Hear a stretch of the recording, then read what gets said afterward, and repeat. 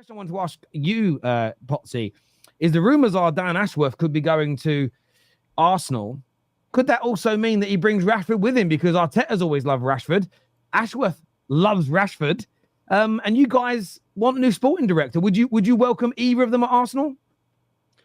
No, absolutely not. Absolutely not. In short, I didn't know this, Terry, but apparently Dan Ashworth and Richard Garlick worked together at West Brom. I wasn't aware of that until the links today. But yeah, they were basically at West Brom together, and they were quite close in their working relationships. And now, of course, seeing as we're on the search for one and Edu has gone, he's now back on the list. Look, if he's done a bad job at Manchester United and gone, I don't want him at Arsenal. I certainly don't want Marcus Rashford, who I've never, ever rated and feel is one of the most overrated footballers that I've seen in a very long time. There's a mentality issue with him, and he's not a 23-year-old we can try and get the best out of. I'm sure he's touching 27, 28 now, right? So for me, I don't want him. I think we need an upgrade on Martinelli and Trossard, and that is not one of them. He goes in the same bracket as those two, in my opinion. So, yeah, I would not want Marcus Rashford or Dan Ashworth. I want someone in, though, to replace their dude that has actually got experience of being successful at a club. And that doesn't mean winning stuff at that club. It means that they've done the best they can at their job. It might be that they're a lower division club, but they've done actually well in terms of bringing their players in or the way that the club's run. So that's what I would like. And the players that I would like at the club are definitely not at the level of Marcus Rashford. 375k a week. Let's be real. We've already got Sterling that we look to be fed up of already. I don't really want to try and get to a stage of trying to bring the best out of Marcus Rashford. I'm done with this. There's a player in there somewhere. Let's see if Arteta can get the best out of him. We're not in that position, man. We need players that are ready to hit the ground running now and go bang, bang, bang, take us to a next level. He is not one of them. And Dan Ashworth has proven that, if you want Ten Hag and you're flirting with Southgate, I'd like you to stay well clear of my club. That's what I would say. So, look, I don't think it's ended very well the way it did at Brighton for him, the way it did at Newcastle for him, and certainly the way it's done at Manchester United. I don't want him coming and ruffling feathers at Arsenal, if I'm honest, because we've got enough feathers that have been ruffled at our club for the last few years. So that's certainly not something that I think would settle us at all. Look, he'd probably do a better job than Edu, if I'm honest, because I don't think Edu was actually fantastic. Some people do. I don't think he was. But I certainly want someone better than him. So, yeah, I would politely decline both of them if they were offered to Arsenal. He was also the driving force at Man United. And this was always very well documented, the driving force behind trying to get United to sign Gareth Southgate. It was something he really pushed for. He wanted us to sign him over Amorim.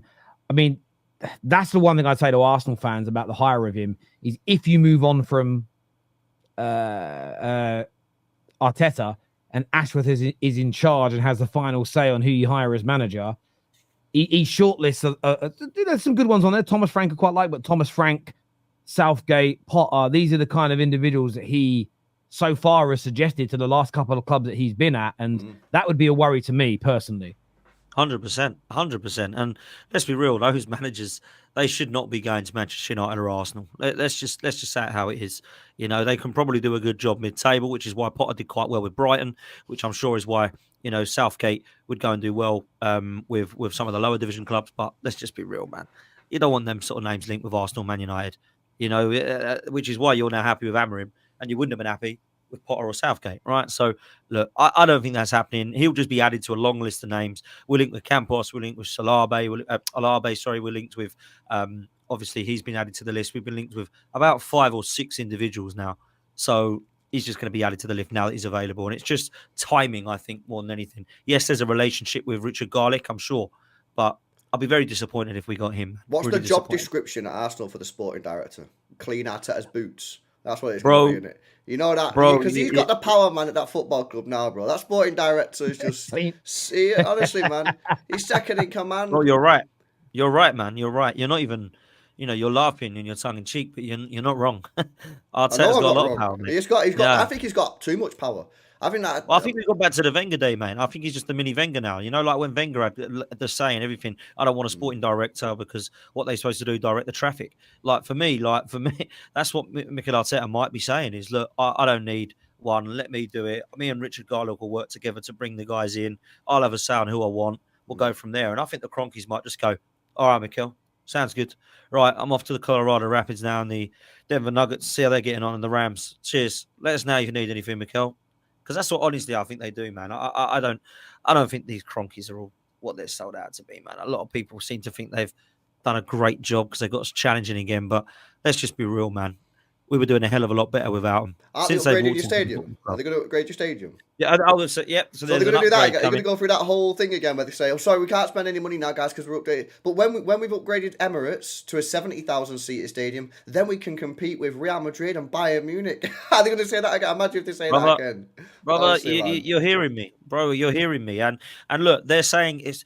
You know, I spoke to, I think it was Igal and a couple other people that were like behind the Cronkies, and Sophie, big up to those guys saying, well, it's coming out of the Cronkies' pocket. Like, you can't say they're not winning anything and they're not got the ambition to win when they're paying for the new stadium upgrade, blah, blah, blah. But if I'm honest with you, I'd rather, like real talk, I would rather go and get another centre forward. How much they're spending on that stadium, apparently, roughly? Well, it's something like 300 million or something. Yeah, well, I think City's is about 300 million. So let's go and spend that 300 million. If they've got that in their pocket, let's go and put that on the squad, yeah? Because I'm sick and tired of Arsenal trying to put money in the wrong areas, man. It's absolutely crazy. And if I'm honest with you, if you are going to spend money in it, yeah, and make it the best that it can be, then make sure it is the best that it can be. Because at the moment, the Emirates is looking tired and old and ragged because it's nearly 20 years old. So when you go through the tunnel and there's a nice picture of Win the Dog and Josh Kroenke, that's lovely. But actually what I would prefer is to have, we've seen the Ram Stadium. It's got a beach and a lake and everything around it. So let's actually do things properly or not at all, yeah? And if I'm honest with you, I was quite happy where I was at Highbury because when we were at Highbury, they said that we needed to compete with the best, so we're going to have to go to the Emirates. Well, we already were competing with the best because we got to a Champions League final against Barcelona. We'd done an invincible season. We'd won doubles. We'd won like cups. We were very, very successful. Pretty much between the years I started watching football in 1992 right the way through to 2006, we pretty much won something every other year. And since 2008, when these guys have walked in, we've won 5 FA Cups. 3 of them were under. Now, you was a serious team back in the day, man. I remember watching Arsenal at Highbury, man, and the players that you had back in the day, the way you played football as well, like that was very refreshing at the time. And yeah, you had some unbelievable players. And yeah, it was a bit weird the wording that we need to do this to compete when you was already competing. You was already competing. You just won the Prem. You know, you got to Champions League final, unlucky in that game. And it's like, yeah, very strange. Obviously, that was. But were they telling the truth about the true reasons, the true motive behind moving to the Emirates? I don't know. But like, if I was the owners of Arsenal Football Club now, would be extending the stadium be top of my list of priorities? No, it would be to get this team to compete for the Champions League, get this team to compete for the Premier League. That's what it would be. But obviously, you know, I think all football clubs are going through this as well, though, bro. Because like my club's upgrading the stadium. You know, United want to change their stadium. Everyone's doing it. Tottenham have just built a new one. It's all for money, man. The quicker you realise, that these owners are in it just to make money because they're a business, the easier it is to take. And it's sad. And that's the truth. That's the truth. You know what? The best Turkish you can made hope a great point. Well, Turkish made a great point last night. Your support is their custom. Yeah, facts. And I thought that is absolutely spot on. Your support is their custom, man. And when you realise that, that's what you got to do. So if you're, it's very, very hard because people say, and I know they said this to you, Terry, as well, stop going to games, stop buying and all this kind of stuff. Sometimes that is quite hard for some people to do. And I understand that there is a life, innit? way that you do that. Because it's your livelihood, it's your man. hobby, it's your release, it's your therapy, it's your family time, it's your friend time. That some people can't just stop going. Some people can. Some people can do it. I know, Tel, you've managed to do, what you thought was best at the time and was like, you know what, I'm stopped going. I'm not doing this. I'm not buying stuff. And I respect you and admire you for that. But I also think people need to understand that there are some people that just cannot do that. Like they physically I agree. I agree. It's hard. I look at it this way. If you're someone that the social element is the most important bit, I think the other thing you may have to get into your mindset is just stop caring about being the best team then and just enjoy the social element. Because my brother's a Leyton Orient fan and he doesn't go to football in the hope that Leyton Orient become the best team in the world. It's the social element. He has a good day out. Even if it isn't good football, they actually play quite nice football. They're struggling. But he's like, even if it isn't great football, the football day is meeting my mates, having some breakfast, having a drink, traveling to an away ground, the social element. And that is what he focused on. And maybe it's different when you're at League One level of the game. But I think that's what maybe some football fans have got to learn to do, that if the social element is the most important part to them and not them being the best team, then focus on that. But if being the best team is the most important bit, and you agree with what Turkish has said, that the owners don't care, we're just customers, then my response is the same as it's always been. Well, you can control what every business in the world does with your back pocket. You know, we all moan about how expensive Sky Sports is. But you know, if every single person said, I'm cancelling, they'd lower their prices. You know, there's a way you can make everyone lower their prices or change the way, especially if they're being greedy, you can make them change. But the problem is that we don't do enough. And I do get where you're coming from. Speaking of other problems, though, you've got a lot of injuries as well, I've heard today. You've basically got no fit defenders for the Champions League. No, it's horrendous, if I'm honest. And if the rumours are true, today's training session had no Ben White, no Tomiyasu, no Gabriel, no Calafiori, no Zinchenko, no Timber, and no Thomas Partey. So Lewis Skelly and Tierney are the only options at the back with Kivior and Saliba. That is literally our back four. Tierney? Unless we go... Yeah, Tierney's back, man. Tierney's back. 35, 36 now. He's 27, man. 27, man. No, he's not 27. No, he's not 27. Yeah, no way is he 27. 28.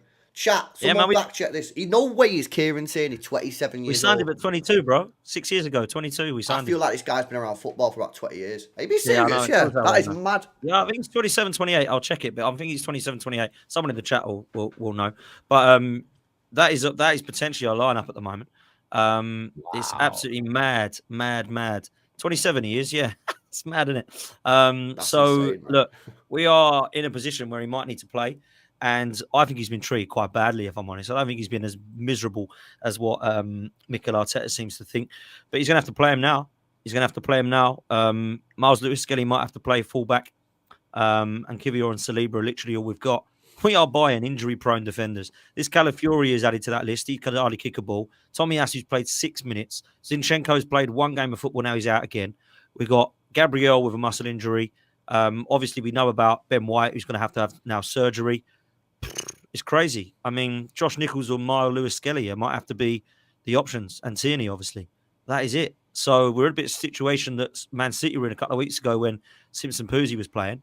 We've now got ourselves in that position.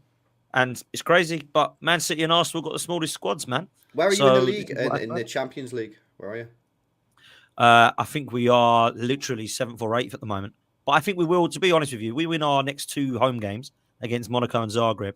We should be okay. Who are you playing tonight? But Monaco tomorrow. Oh. At home, and then Zagreb at home, and then so you need to win 2. Yeah, you'll be chilling then. So you just need to win 2 games out of the last 3. You're chilling.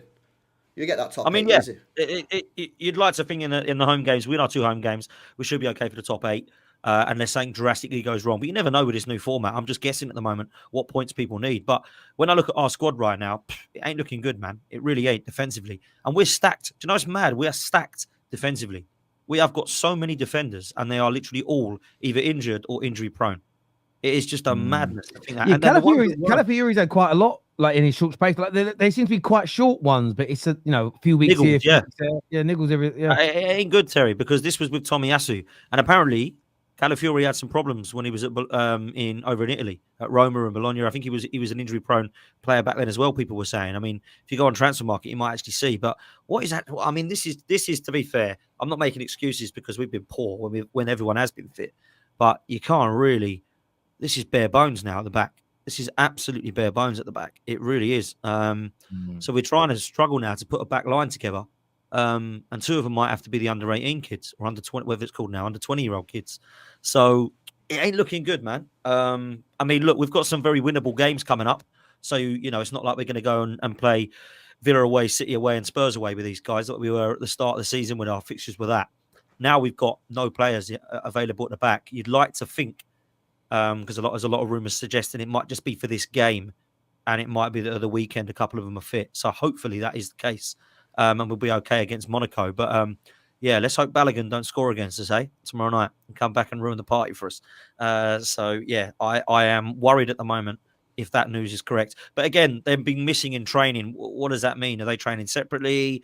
Are they trying to get themselves fit for something? Are they just going to sort of be assessed nearer the time? Like, do you know what I mean? It's unknown at the moment. It might be an Arteta master plan. You know, he's a bit weird like that, isn't it? He might have told them to train indoors, bro, to avoid the cameras.